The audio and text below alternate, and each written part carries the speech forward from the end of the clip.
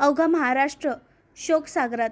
उपमुख्यमंत्री अजित पवारांचा विमान अपघातात दुर्दैवी मृत्यू. बारामतीत आज सकाळी झाला अपघात. राज्याचे उपमुख्यमंत्री अजितदादा पवार यांचा विमान अपघातात दुर्दैवी मृत्यू झाला आहे.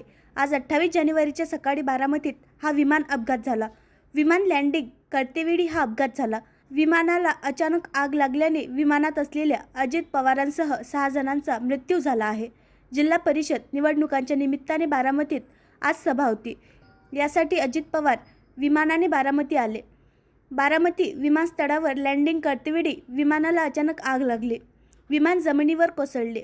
अपघातानंतर लगेच मदतकार्य राबवण्यात आले, मात्र अजित पवारांसह 6 जणांचा मृत्यू झाला. या घटनेने अवघा महाराष्ट्र शोकसागरात बुडाला आहे. राज्याचे उपमुख्यमंत्री म्हणून आणि अर्थमंत्री म्हणून अजित पवारांवर जबाबदारी होती. काका शरद पवारांपासून वेगळे होते. त्यांनी स्वतःचा राष्ट्रवादी